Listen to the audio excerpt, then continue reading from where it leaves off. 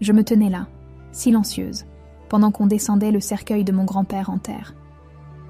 La pluie avait cessé juste à temps pour l'enterrement, mais l'air restait lourd d'humidité, faisant écho au poids que je sentais dans ma poitrine. Je m'appelle Léa Dubois, et aujourd'hui, j'ai enterré la dernière personne qui m'aimait vraiment. J'ai jeté un regard par-dessus la tombe, et j'ai vu ma mère, Patricia, tamponner ses yeux secs avec un mouchoir. À côté d'elle se tenait son mari depuis 8 ans, Robert Moreau, et ses 2 enfants, Ambre et Thomas, étudiants. Ils étaient tous vêtus de noir, l'air convenablement sombre, mais je savais la vérité. Aucun d'eux n'avait rendu visite à Papy Jacques, pas une seule fois pendant ces 3 mois d'hospitalisation. C'était moi qui étais restée assise à son chevet, lui tenant la main pendant que le cancer me l'enlevait lentement. Léa m'a interpellé ma mère après la fin de la cérémonie. Merci d'avoir tout organisé, Jacques aurait apprécié. Avant que je puisse répondre, un homme en costume anthracite s'est approché de nous. Mademoiselle Dubois, je suis maître Bernard, l'avocat de votre grand-père. Je dois vous parler de la lecture de son testament. Ma mère s'est redressée à la mention du testament. Quand cela aura-t-il lieu ? Demanda-t-elle avec un intérêt mal dissimulé. Maintenant, si cela vous convient, répondit maître Bernard, me regardant pour confirmation. C'est parfait, répondis-je. 20 minutes plus tard, nous étions tous réunis dans le spacieux salon de mon grand-père. Procédons, dit maître Bernard, sentant la tension. Il s'assit à la table de la salle à manger et sortit plusieurs documents de sa mallette. Je vais commencer par la lecture formelle du testament et des dernières volontés de Jacques-Édouard Dubois, annonça-t-il. Pendant que maître Bernard lisait le préambule juridique, j'observais le visage de ma mère. Elle était légèrement penchée en avant, les yeux fixés sur les papiers, entre les mains de l'avocat.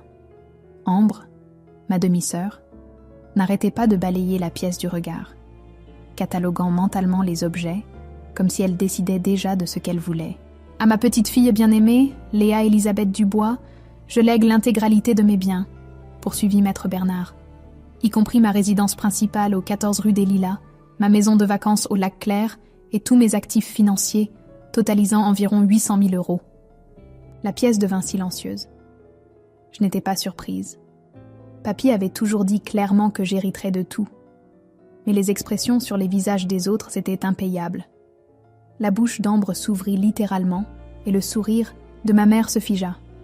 De plus, continua maître Bernard, à Patricia Dubois, je lègue ma ménagère en argent, qu'elle a toujours admirée. Ma mère se redressa. Quoi ? La ménagère ? C'est tout ? Maître Bernard hocha la tête. C'est exact, vieux fou, murmura-t-elle entre ses dents. Je sentis une vague de colère monter. Cela dit, elle vaut plusieurs milliers d'euros, dis-je froidement, et il ne te devait rien. Maître Bernard conclut rapidement la lecture et m'expliqua le processus de transfert des propriétés et des actifs. Pendant toute son explication, Ambre me fusillait du regard, tandis que Thomas fixait son téléphone, essayant d'avoir l'air de s'ennuyer, mais clairement déçu. Après le départ de maître Bernard, ma mère se tourna vers moi. « Léa, tu devrais envisager de partager une partie de cet héritage avec nous. Ton père aurait voulu que sa famille soit prise en charge. » « Mon père est mort depuis 12 ans, répliquai-je d'un ton neutre, et Papy Jacques était ma famille. La seule vraie famille que j'ai eue depuis la mort de papa. Ce n'est pas juste, intervint soudainement Ambre. Tu ne mérites pas tout ça. Qu'est-ce qui te rend si spéciale ? Tu n'es même pas si intelligente, ni jolie, ni talentueuse. Tu n'as jamais rien accompli. Je regardais ma mère, attendant qu'elle me défende. Elle ne dit rien. Son silence disait tout ce que j'avais besoin de savoir. « Eh bien, Ambre, dis-je, calmement, puisque tu es si intelligente, belle et talentueuse, je suis sûre que tu n'auras aucun problème à faire ta propre fortune. Maintenant, j'aimerais que vous quittiez tous ma maison. » Ils sortirent en traînant les pieds, en grommelant et en me lançant des regards noirs. Dès qu'ils furent repartis, je verrouillai la porte et m'appuyai contre elle, laissant enfin les larmes couler. Après quelques minutes, J'essuyai mes yeux et allai dans le bureau de papy. Je devais trier ses papiers et commencer à comprendre ma nouvelle réalité. Assise à son bureau, les souvenirs affluèrent. Après la mort de papa, quand j'avais 13 ans, tout a changé. Maman a rencontré Robert 1 an plus tard, et soudain, elle s'est concentrée sur la construction de sa nouvelle famille. Quand ils se sont mariés et que Robert a emménagé avec ses enfants, je suis devenue une pensée secondaire dans ma propre maison. Ambre et Thomas étaient des sales gosses dès le début. Ambre, qui avait 2 ans de moins que moi, volait mes affaires, puis niait. Elle sabotait mes devoirs et accusait leur chien. Thomas faisait des commentaires déplacés quand aucun adulte n'était là. Et maman? Elle était trop occupée à essayer d'être l'épouse et la belle-mère parfaite pour remarquer ce qui arrivait à sa propre fille. Papy Jacques est devenu mon refuge. Je restais chez lui dès que je pouvais. Week-end, vacances scolaires, parfois même les soirs de semaine. Si j'avais beaucoup de devoirs, personne à la maison ne semblait s'en soucier, ou même remarquer mon absence. Quand j'ai eu mon bac, papy m'a payé l'université dans une autre région. Ces 4 années loin ont été les plus heureuses de ma vie. Après l'université, je suis revenue dans ma ville natale, mais j'ai loué mon propre appartement.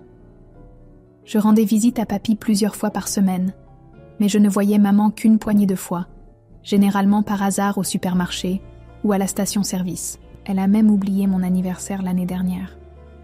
Maintenant, papy était parti et j'étais seule.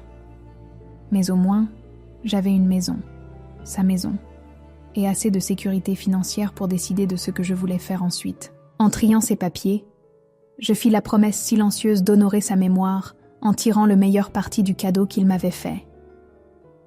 Plusieurs semaines passèrent après l'enterrement. Je quittai mon appartement en location et emménageai dans la maison de papy. Un samedi matin, alors que je triais de vieux livres de papy, la sonnette retentit. Je n'attendais personne. Alors je m'approchai prudemment de la porte et regardai par le judas. Ma mère se tenait sur le perron avec Ambre à ses côtés. Toutes deux arboraient de grands sourires qui n'atteignaient pas leurs yeux. J'ouvris la porte à contre-cœur. « Maman, Ambre, qu'est-ce que vous faites ici ?»« Léa, ma chérie ?» Ma mère s'avança et me serra dans ses bras avant que je puisse réagir. « Je suis venue chercher la ménagère en argent que Jacques m'a laissée. J'ai pensé que c'était une bonne occasion pour nous de rattraper le temps perdu. »« D'accord, » dis-je en m'écartant pour les laisser entrer. « Elle est dans le buffet de la cuisine, au même endroit que d'habitude. » Maman se dirigea directement vers la cuisine tandis qu'Ambre s'attardait dans le salon, ses yeux balayant chaque coin comme si elle faisait l'inventaire. « Mon Dieu, cet endroit est tellement déprimant, » dit-elle en passant un doigt sur l'étagère. « On dirait un musée pour personnes âgées. Si c'était ma maison, je la viderais complètement. Nouveaux meubles, nouvelle peinture, peut-être abattre quelques murs pour ouvrir l'espace. »« Eh bien, ce n'est pas ta maison, » répliquai-je calmement. « Et il se trouve que je l'aime comme ça. » Ambre leva les yeux au ciel. « Peu importe, tu as toujours eu des goûts bizarres. » Je me mordis la langue, ne voulant pas lui donner la satisfaction de me voir contrariée. Au lieu de cela, je me dirigeais vers la cuisine pour voir où en était maman. Elle emballait soigneusement chaque pièce de la ménagère dans du papier journal. Après qu'elle eut fini d'emballer l'argenterie, nous nous tînmes maladroitement dans l'entrée. Je m'attendais à ce qu'elle parte, mais maman me surprit. « Léa, j'ai réfléchi. Nous devrions essayer de reconstruire notre relation. Tu n'as plus de famille proche maintenant que Jacques s'est parti. » J'ai failli rire de son intérêt soudain pour mon bien-être. « C'est vrai, » dis-je sans m'engager. « Pourquoi ne viendrais-tu pas dîner samedi prochain ? Je préparerai tous tes plats préférés. Poulet rôti, gratin dauphinois et cette mousse au chocolat que tu adorais enfant. » J'étais sur le point de refuser quand quelque chose m'arrêta. Peut-être était-ce la curiosité, ou peut-être qu'une petite partie de moi espérait encore retrouver la mère que j'avais perdue il y a des années. « D'accord, » dis-je finalement. « À quelle heure ?» Le sourire de maman s'élargit. 18h. Robert et Thomas seront là aussi. Ce sera un vrai dîner de famille. Après leur départ, je m'assis sur la balancelle du porche, essayant de comprendre ce qui venait de se passer. Maman n'avait montré aucun intérêt pour ma vie depuis des années. Et maintenant, soudainement, elle voulait des dîners de famille. Le timing était suspect. Juste après que j'ai hérité d'une petite fortune. Mais peut-être, juste peut-être, la perte de papy lui avait fait réaliser l'importance de la famille. La semaine passa vite, et avant que je m'en rende compte, samedi arriva. Je m'habillais simplement, en jean et pull, ne voulant pas donner l'impression d'en faire trop. À 18h précises, je me garais dans l'allée de la maison de mon enfance. La maison semblait plus petite que dans mon souvenir. J'hésitais avant de sonner. Un flot de souvenirs m'envahit. C'est ici que j'avais grandi, où j'avais joué avec papa, où je m'étais sentie en sécurité et aimée, jusqu'à ce que ce ne soit plus le cas. Robert ouvrit la porte. « Léa », dit-il avec un signe de tête, son salut habituel. Il ne s'était jamais donné la peine de faire des câlins ou même de serrer la main. À l'intérieur, maman s'affairait autour de la table de la salle à manger, dressant le couvert avec la ménagère en argent qu'elle venait de récupérer de chez papy. Thomas était assis sur le canapé, jouant à un jeu vidéo, reconnaissant à peine ma présence. « Léa !» appela maman. « Tu es pile à l'heure, le dîner est presque prêt. »« Je peux aider ?» proposai-je. « Pas besoin, je maîtrise tout. Fais comme chez toi. Fais comme chez toi. » L'ironie ne m'échappa pas. Ça avait été ma maison autrefois, mais maintenant, je m'y sentais comme une étrangère. Je décidai de me promener un peu pendant que maman terminait en cuisine. Le salon était à peu près le même, bien que les photos de famille montrent maintenant plus les enfants de Robert que moi. Je montais les escaliers menant au premier étage, passant la main sur la rampe où papa avait autrefois mesuré ma taille avec des marques au crayon. « Tu cherches quelque chose ?» La voix d'Ambre venait de derrière moi. « Juste une promenade dans le passé », répondis-je. Elle me suivit en haut des escaliers. « J'ai transformé ton ancienne chambre en dressing », dit-elle en riant. « Tu n'en auras plus besoin de toute façon, n'est-ce pas ?» Je ne dis rien, continuant simplement à marcher jusqu'à atteindre mon ancienne chambre. La porte était ouverte et, bien sûr, elle avait été transformée. Mes murs bleu pâle étaient maintenant roses. Là où mon lit se trouvait autrefois, il y avait maintenant des portants remplis de tenues de marque. Mon bureau avait été remplacé par une coiffeuse couverte de maquillage. Je redescendis avec l'intention de proposer mon aide en cuisine, malgré le refus de maman. En approchant, j'entendis le tintement de verre et jetai un coup d'œil au coin du mur. Maman se tenait au comptoir, dos à moi, versant quelque chose d'une petite fiole dans une tasse. Elle rangea rapidement la fiole dans sa poche, quand elle entendit le plancher craquer sous mes pas. « Léa », dit-elle en se retournant vivement, « je préparais juste ton thé. Tu l'aimes toujours avec du miel, n'est-ce pas ?»« Oui », dis-je, mon esprit s'emballant. Qu'avait-elle mis dans cette tasse ? Je retournai dans la salle à manger où tout le monde se rassemblait. Maman apparut un instant plus tard, portant un plateau avec des boissons. Elle me tendit la tasse que je l'avais vue manipuler. « Ton thé préféré ?» dit-elle avec un sourire qui n'atteignait pas ses yeux. Je forçai un sourire en retour. « Merci, maman. » Alors que tout le monde s'installait et commençait à faire passer les plats, je remarquai qu'Ambre avait une tasse identique à la mienne. Pendant que maman était distraite à servir Robert, j'échangeais nonchalamment nos tasses. « Tout a l'air délicieux », dis-je en prenant une petite gorgée de ma nouvelle tasse. Je regardais maman me regarder, ses yeux allant et venant vers la tasse toutes les quelques secondes. « Alors, Léa », dit Robert, brisant le silence. « Quels sont tes projets pour cette grande maison ? Ça semble beaucoup d'espace pour une seule personne. »« Je ne suis pas encore sûre, » répondis-je. « Pour l'instant, je m'habitue juste à y vivre. » La conversation continua, mais je n'écoutais qu'à moitié. J'étais trop occupée à observer la nervosité croissante de maman. Je décidai de rester plus longtemps que prévu. Je devais savoir ce qui se passait, ce que maman avait essayé de me faire. Le dîner s'éternisa inconfortablement. Maman laissa entendre que je devrais partir, mais je fis semblant de ne pas comprendre ses mots. 1 heure après avoir fini de manger, Ambre s'arrêta soudainement au milieu d'une phrase, alors qu'elle racontait une histoire sur son professeur d'université. Son visage devint pâle, et elle vacilla sur sa chaise. « Je ne me sens pas très bien », marmonna-t-elle en pressant sa main sur son front. « Ambre ?» Robert se leva rapidement. « Qu'est-ce qui ne va pas ?» Avant qu'elle puisse répondre, Ambre s'affaissa en avant, sa tête heurtant la table avec un bruit sourd. Elle s'était évanouie. Tout le monde sursauta, paniqué. Robert se précipita aux côtés de sa fille, tandis que Thomas restait figé, fixant sa sœur les yeux écarquillés. « Qu'est-ce qui se passe ? Ambre !» hurla maman, secouant l'épaule d'Ambre. « Réveille-toi !» Robert vérifia son pouls. « Patricia, appelle une ambulance !»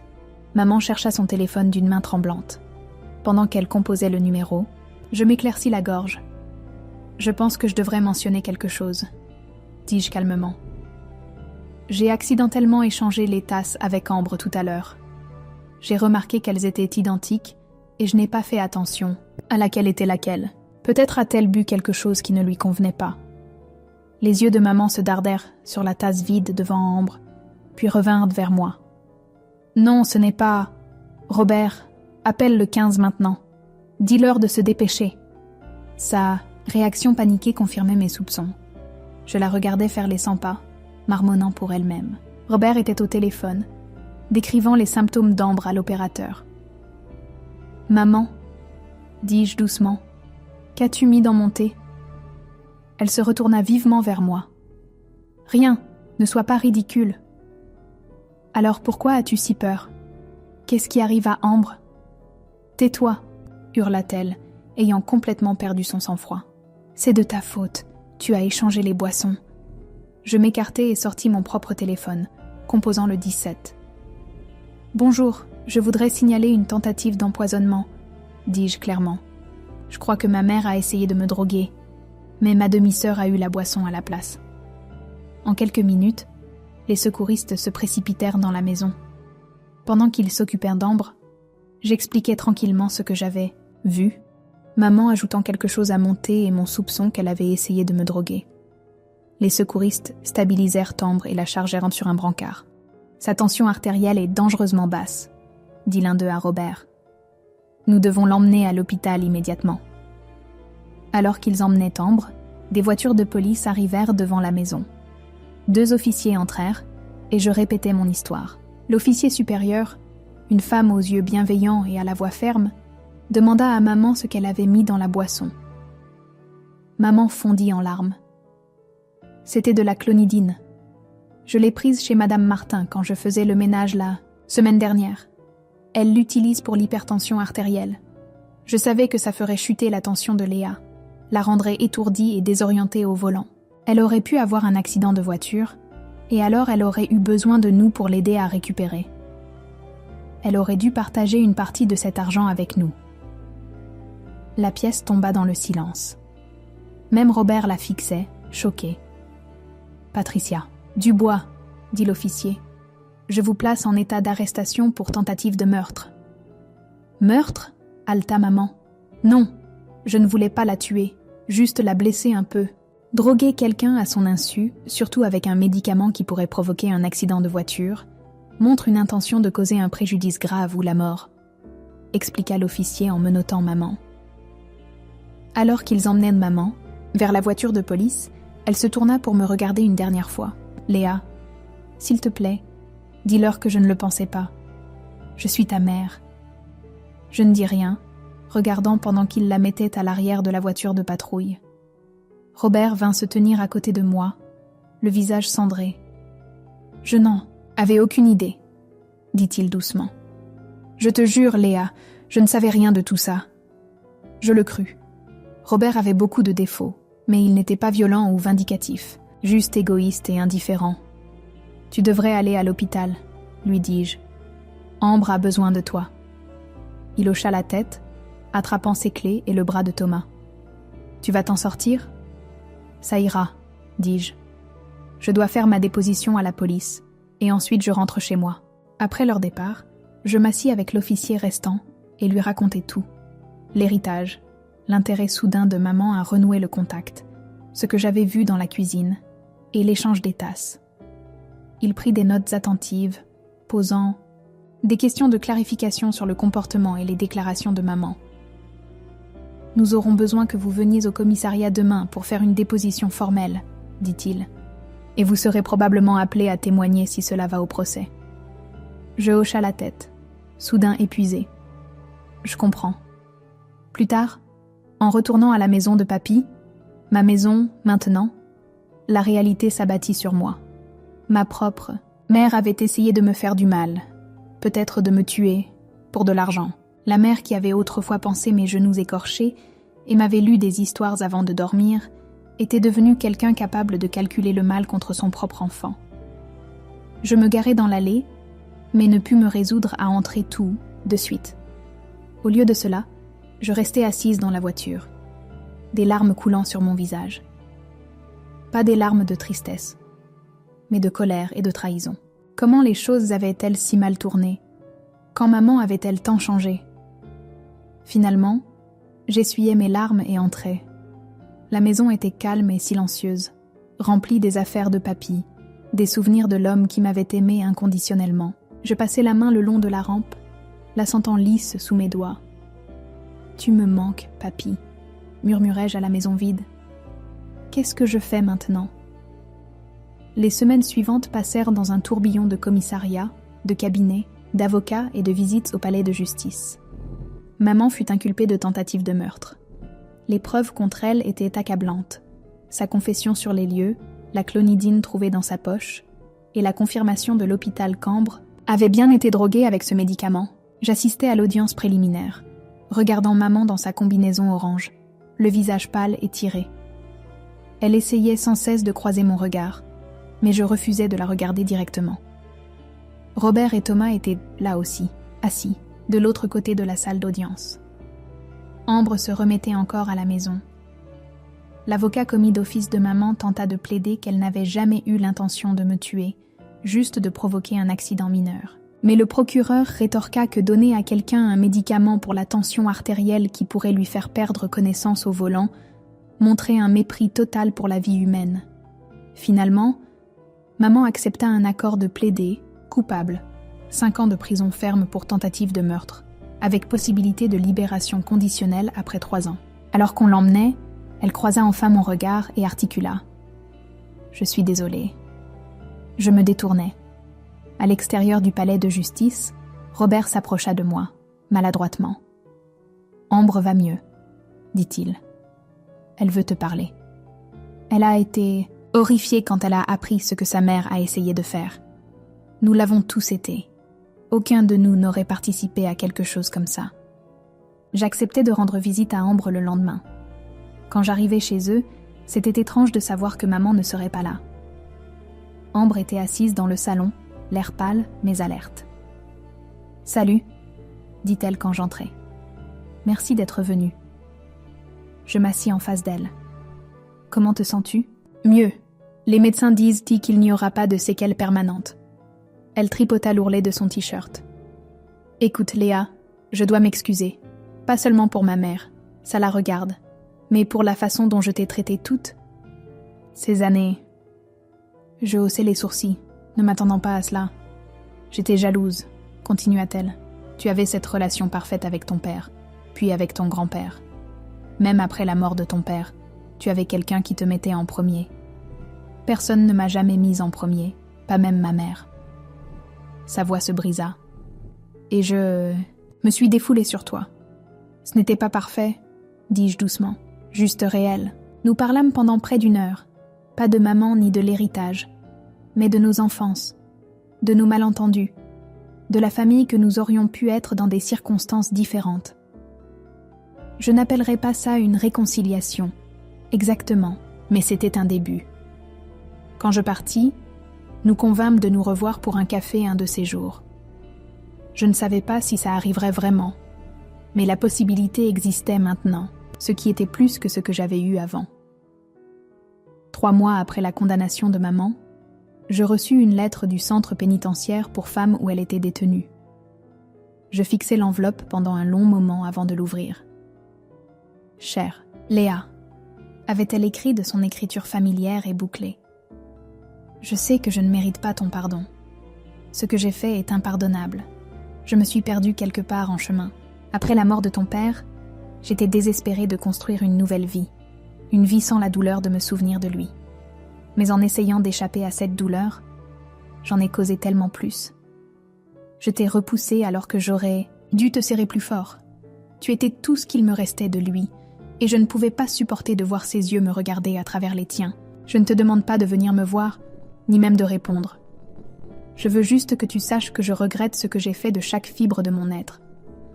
Pas seulement la chose terrible que j'ai essayé de te faire, mais tout, les années de négligence, le choix de Robert et de ses enfants plutôt que toi, l'oubli de ce que signifie être une mère. Je suis tellement désolée, Léa. J'espère qu'un jour tu trouveras le bonheur et la paix, même si je ne fais pas partie de ta vie. Amour, maman.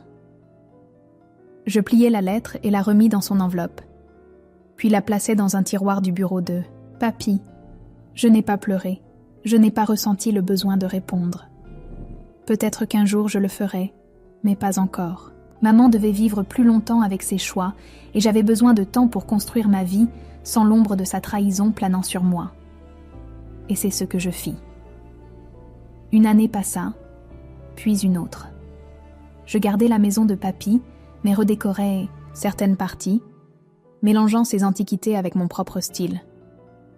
J'utilisais une partie de l'héritage pour retourner à l'université faire un master en éducation, quelque chose que j'avais toujours voulu faire. Je me fis de nouveaux amis, eus quelques rendez-vous, et construisis lentement une vie qui me semblait mienne.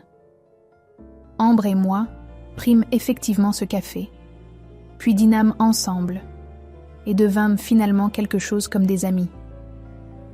Pas proches, mais civiles, et parfois même sincèrement chaleureuses l'une envers l'autre. Thomas partit faire ses études supérieures dans une autre région.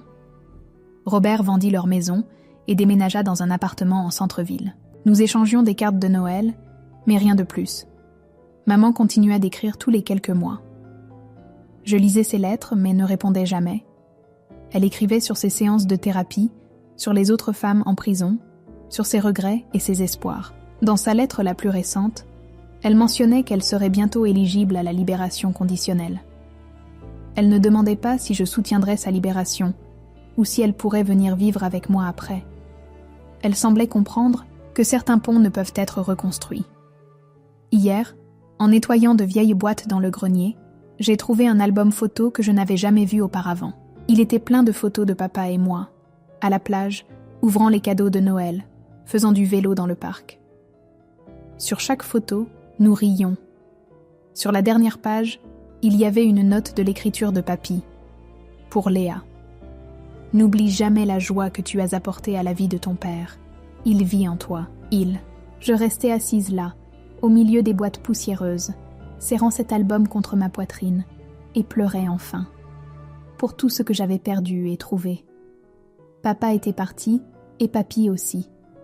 Maman était vivante, mais perdue pour moi d'une manière différente.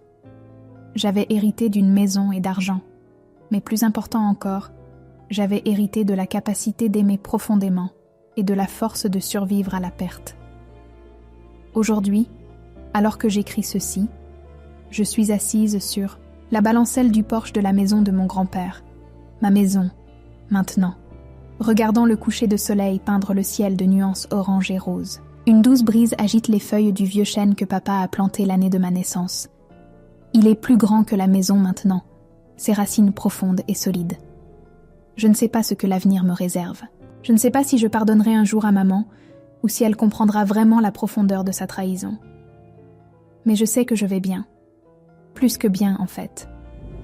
Je suis en paix avec qui je suis et d'où je viens. Papa et papy m'ont fait le plus beau cadeau, la certitude d'avoir été aimé inconditionnellement. Cet amour me soutient toujours, une force tranquille que personne ne peut m'enlever. Pas même la mère qui a essayé de me tuer pour un héritage que j'aurais partagé, si seulement elle avait demandé fin de l'histoire.